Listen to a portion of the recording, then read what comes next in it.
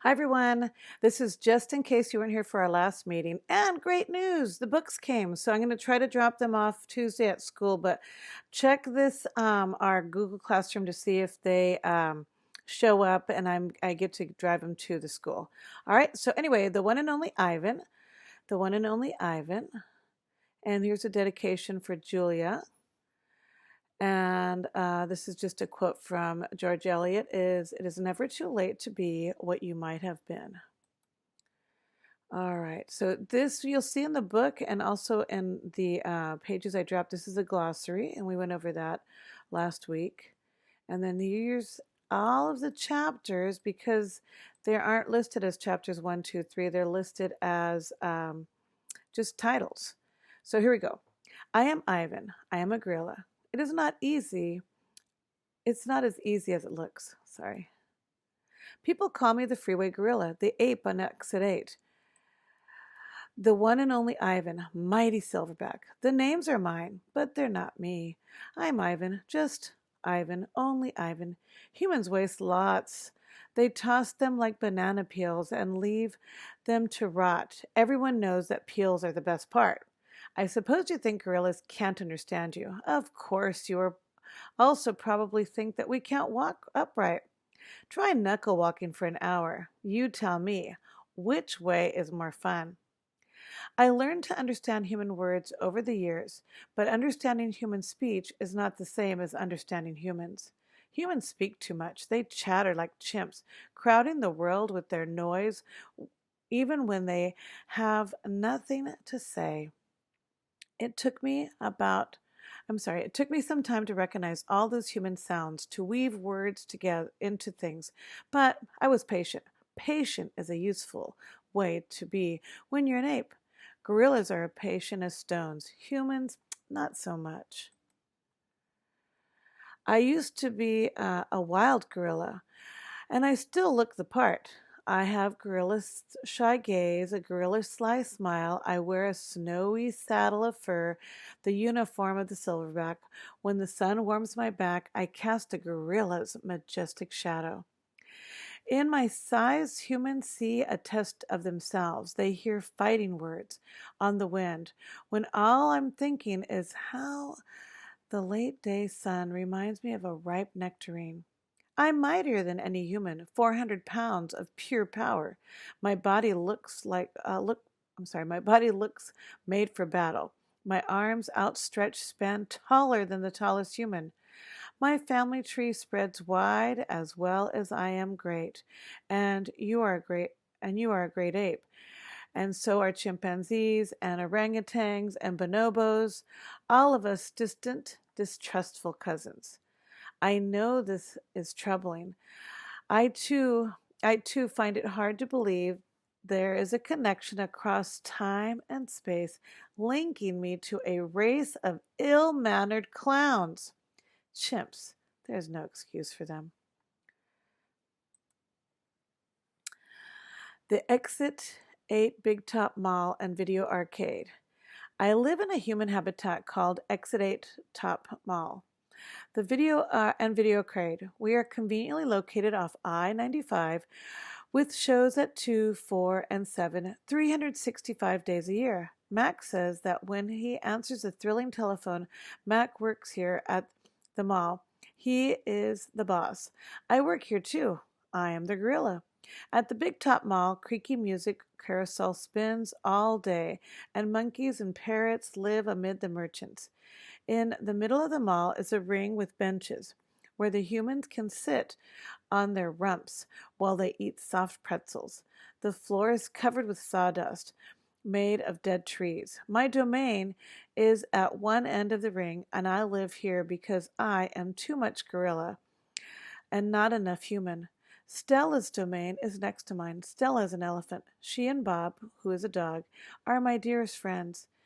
At present, I do not have any gorilla friends. My domain is made of thick glass and rusty metal and rough cement.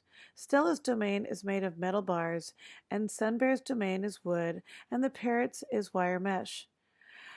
3 of my walls are glass. One of them is cracked, and a small piece about the size of my finger is missing from its bottom corner.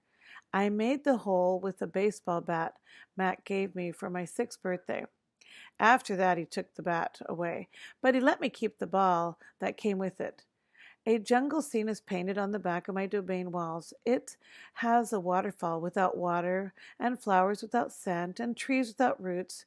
I didn't paint it, but I enjoy the way the shapes flow across my wall, even if it isn't much of a jungle. I am lucky. I am lucky my domain has 3 windows. I can see the whole mall and a bit of the world beyond. The frantic pinball machines and the pink billows of cotton candy and the vast treeless parking lot. Beyond the lot is a freeway where the cars stampede without end. A giant sign in its edge beckons them to stop and rest like gazelles at a watering hole. The sign is faded and the colors bleeding, but I know what it says. Mac read its words out loud one day.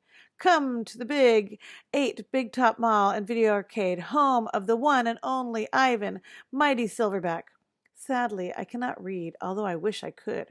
Reading stories would make a fine way to fill my empty hours. Once, however, I was able to enjoy a book um, left in my domain by one of my keepers. It tasted like termites. The freeway billboard has a drawing of Mac in his clown clothes and Stella on her hind legs and an angry animal with fierce eyes, unkept hair. That animal is supposed to be me, but the artist made a mistake. I am never angry. Anger is precious. A silverback uses anger to maintain order and warn his troops of danger. When my father beat his chest, it was to say, beware, listen, I am in charge. I am angry to protect you, because that is what I was born to do. Here in my domain, there's no one to protect. The littlest big top on earth. My neighbors here at the Big Top Mall know many tricks. They are educated a lot, more accomplished than I am. One of my neighbors plays baseball, although she is a chicken. Another drives a fire truck, although he is a rabbit. I used to have a neighbor, a sleek and thoughtful seal, who could balance a ball on her nose from dawn till dusk. Her voice was like a throaty bark of a dog chained outside in a cold night. Children wished on pennies and tossed them into her plastic pool. They glowed at the bottom like flat copper stones. The seal was hungry one day, or bored, perhaps, so she ate 100 pennies.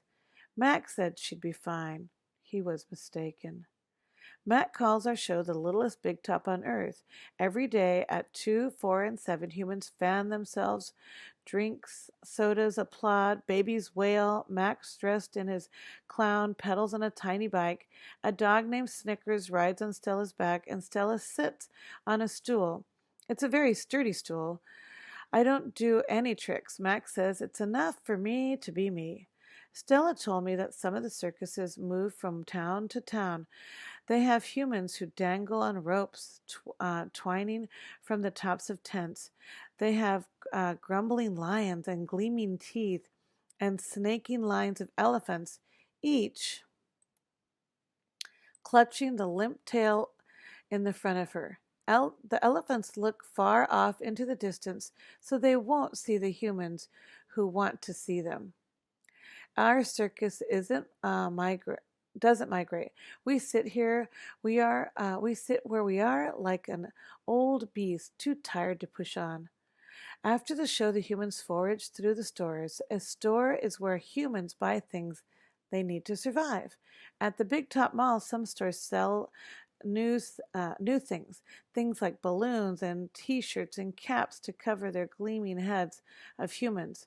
Some stores sell old things that smell dusty and damp and long forgotten.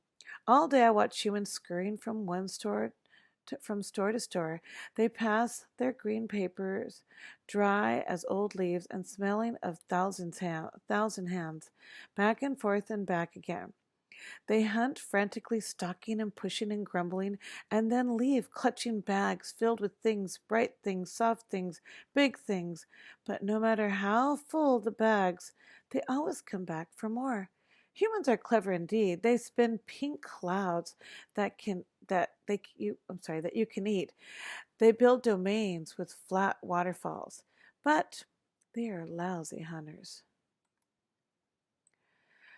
Gone. Some animals live privately unwatched, but that is not my life. My life is flashing lights and pointing fingers at uninvited visitors inches away. Humans flatten their little hands against the walls of the glass that separate us.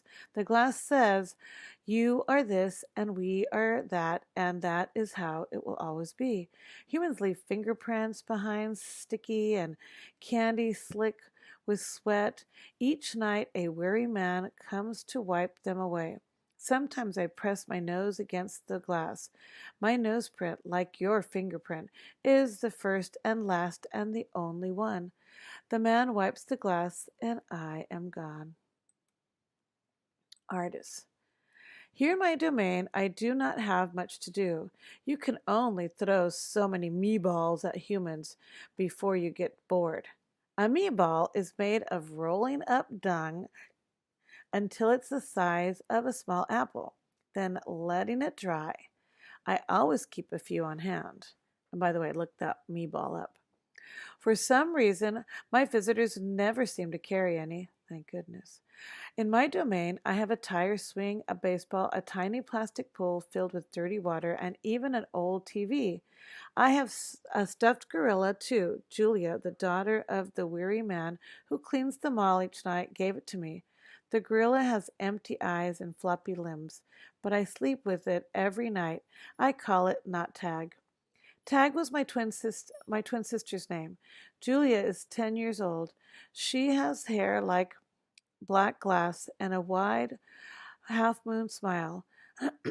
She and I have a lot in common. We are both great apes, and we are both artists. It was Julia who gave me my first crayon, a stubby blue one. It slipped it through the broken spot in the glass with a folded piece of paper. I knew what to do with it. I'd watched Julia draw. When I dragged the crayon across the paper, it left a trail in its wake, like a slithering blue snake. Julia's drawings are wild with color and movement. She draws things that aren't real, clouds that smile and cars that swim. She draws until her crayons break and her paper rips. Her pictures are like pieces of a dream. I can't draw dreamy pictures. I never remember my dreams, although I sometimes awaken with my fists clenched and my heart hammering. My drawings seem pale and timid next to Julia's. She draws the ideas of her head, and I draw the things in my cage, simple items that fill my days: an apple core, a banana peel, a candy wrapper. I often eat my subjects before I draw them. But even though I draw the same things over and over again, I never get bored with my art. When I am drawing, that's all I think about. I don't think about where I am, about yesterday or tomorrow. I just move my crayons across my paper. Humans don't always seem to recognize what I've drawn. They squint, cock their head, murmur, "I'll draw a banana, a perfectly lovely banana," and they'll say, "It's a yellow airplane," or "It's a duck without wings." That's all right. I'm not drawing for them. I'm drawing for me. Max soon realized that people will pay for a picture made by a gorilla, even if they don't know what it is. Now I draw every day. My works sell for $20 a piece, 25 with the frame, at the gift shop near my domain. If I get tired, I need a break, I eat my crayons. Shapes in the cloud. I think I've always been an artist. Even as a baby and still clinging to my mother, I had an artist's eye. I saw shapes in the clouds and sculptures in tumbled stones at the bottom of a stream. I grabbed at colors and crimson flowers just out of reach, and ebony birds streaking past. I don't remember much about my early life, but I do remember this. Whenever I got a chance, I would dip my fingers into the cool mud and use my mother's back as a canvas. She was patient soul, my mother. Someday I hope I can draw the way Julia draws, imagining the world that don't yet exist. I know what most humans think. They think gorillas don't have imaginations. They think we don't remember our past or ponder our futures. Come to think of it, I suppose they have a point. Mostly I think about what is, not what could be. I've learned not to get my hopes up. When the Big Top Mall was first built, it smelled of new paint and fresh hay, and humans came to visit from morning till night. They drifted past my domain like logs on a lazy river. Lately, a day might go by without a single visitor. Max says he's worried. He says I'm not cute anymore. He says, Ivan, you've lost your magic, old guy. You used to be a hit. It's true that some of the visitors don't linger the way they used to. They stare through the glass. They cluck their tongues. They frown while I watch my TV. He looks lonely, they say. Not long ago, a little boy stood before my glass, tears streaming down his smooth red cheeks. He must be the loneliest girl in the world, he said, clutching his mother's hand. At the time, it's like that. I wish humans could understand me the way I understand them. It's not bad, I wanted to tell the little boy. With enough time, you can get used to almost anything. And sorry I haven't been mentioning the chapter names. I will. TV. The visitors are often surprised when they see the TV Mac put in my domain. They seem to find it odd, the sight of a gorilla staring at a tiny humans in a box. Sometimes I wonder, though, isn't that the way they stare at me sitting in my tiny box just as strange? My TV is old and it doesn't always work, and sometimes days will go by before anyone remembers to turn it on. I'll watch anything. I'm particularly fond of cartoons with their bright jungle colors. I especially enjoy it when someone slips on a banana peel. Bob, my dog friend, loves TV almost as much as I do. He prefers to watch professional bowling and cat food commercials. Bob and I have seen many romance movies too. In a romance, they are much there's much hugging and sometimes face licking. Ew. And I have yet to see a single romance starring a gorilla. We also enjoy old Western movies. In Western, someone it always says, "This town ain't big enough for the both of us, Sheriff." In a Western, you can tell who is good guys and who are the bad guys are. And the good guys always win. Bob says Westerns are nothing like real life. The Nature Show. I have been in my domain for 9,855 days, alone. For a while, when I was young and foolish, I thought I was the last gorilla on earth. I tried not to dwell on it. Still, it's hard to stay upbeat when you think there are no more of you. Then one night, after I watched a movie about men and black cats and guns and a feeble-minded horse, a different show came on. It was not a cartoon, not a romance, not a western. I saw lush forest and heard birds murmuring. The grass moved and the trees rustled. Then I saw him. He was a bit threadbare and scrawny, and not as good looking as I am, to be honest. But sure enough, he was a gorilla. As suddenly as he appeared, the gorilla vanished. In his place was a scruffy white animal called, I learned, a polar bear, and then a chubby water creature called a manatee, and then another animal and another. All night I sat wondering about the gorilla I'd glimpsed. Where did he live? Would he ever come to visit? If there was if there was a he somewhere, could there be a she as well? Or was it just the two of us in all the world, trapped in our separate boxes? Stella says she is sure I will see another real live gorilla someday, and I believe her because she isn't older than I am, and has eyes like black stars and knows more than I will ever know. Stella is a mountain. Next to her, I am a rock, and Bob is a grain of sand. Every night, when the stars close and the moon washes the world with milky light, Stella and I talk. We don't have much in common, but we have enough. We are huge and alone, and we both love yogurt raisins. Sometimes Stella tells me stories of her childhood, of leafy canopies hidden by mists and busy songs of flowing water. Unlike me, she recalls every detail of her past. Stella loves the moon, which is with its untroubled smile. I love the feel of the sun on my belly. She says it's quite a belly, my friend, and I say thank you, and so is yours. We talk, but not too much. Elephants, like gorillas, do not waste words. Stella used to perform in a large and famous circus, and she still does some of those tricks for our show. During one stunt, Stella stands on her hind legs while Snickers jumps on her back. It's hard to stand on your hind legs when you weigh more than 40 men. If you are in a circus elephant and you stand on your hind legs while the dog jumps on your back, you get a treat. If you do not, the claw stick comes swinging. Elephants' hide is thick as bark on an ancient tree, but a claw stick can pierce it like a leaf.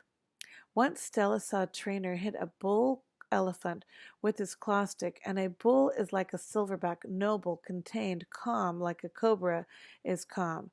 When the claw stick caught in the bull's flesh, he tossed the trainer into the air with his tusks. The man flew, and Stella said, like an ugly bird, she never saw that bull again. Stella's trunk is a miracle. She can pick up a single peanut with elegant precision, tickle a passing mouse passing a shoulder of a dozing keeper. Her trunk is remarkable, but still it can't unlatch the door of her tumble-down domain. Circling Stella's leg is a long ago scars from the chains she wore in her youth. Her bracelets, she calls them. When she worked in the famous circus, Stella had to balance on a pedestal for her most difficult trick. One day she fell off, and injured her foot. When she went lame and lagged behind the other elephants, the circus sold her to Mac. Stella's foot has never healed completely. She limps when she walks, and sometimes her foot gets infected when she stands in one place for too long. Last winter, Stella's foot swelled up twice the normal size. She had a fever and she lay on a damp, cold floor of her domain for 5 days. They were very long days. Even now, I'm not sure she's completely better. She never complains, though, so it's hard to know. At the Big Top Mall, no one bothers to iron with iron shackles. A bristly rope tied to a bolt on the floor is all that's required. They think I'm too old to cause trouble, Stella says. Old age, she says, is a powerful disguise.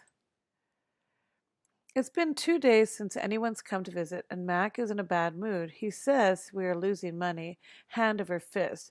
He says he is going to sell the whole lot of us. When Thelma, a blue and yellow macaw, demands, "Kiss me, big boy!" for the third time in 10 minutes, Mac throws a soda can at her. Thelma's wings are clipped so she can't fly, but she can still hop. But she still can hop. She leaps aside just in the nick of time. "Pucker up," she says with a shrill whistle. Max stomps to his office and slams the door shut. I wonder if my visitors have grown tired of me. Maybe I, maybe if I learn a trick or two, it will help. Humans do not seem to enjoy watching me eat. Luckily, I am always. Wait, humans do seem to enjoy watching me eat, and luckily, I am always hungry. I am a gifted eater. A silverback must eat 45 pounds of food a day if he wants to stay a silverback. 45 pounds of fruit and leaves and seeds and stems and barks and vines and rotten wood. Also, I enjoy the occasional insect. I am going to try to eat more. Maybe then we will get more visitors. Tomorrow I will eat 50 pounds of food, maybe even 51. That should make Mac happy. I explained my plan to Bob. Ivan, he says, trust me on this one.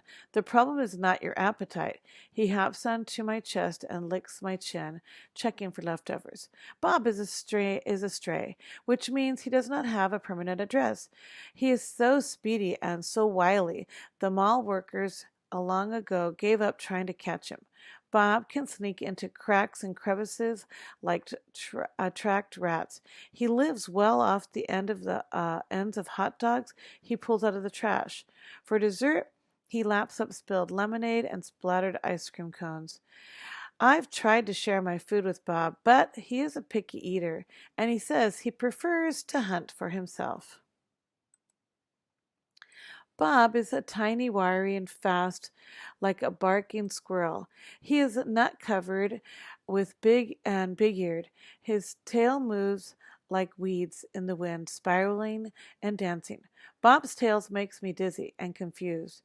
It is a meaning in meaning. He like human words. I am sad, he says. I am happy. It says, beware, I may be a tiny, but my teeth are sharp. Gorillas don't have any use for tails. Our feelings are uncomplicated. Our rumps are unadorned. Bob used to have 3 brothers and 2 sisters. Humans tossed him out of a truck onto the freeway when they were a few weeks old. Bob rolled into the ditch. The others did not.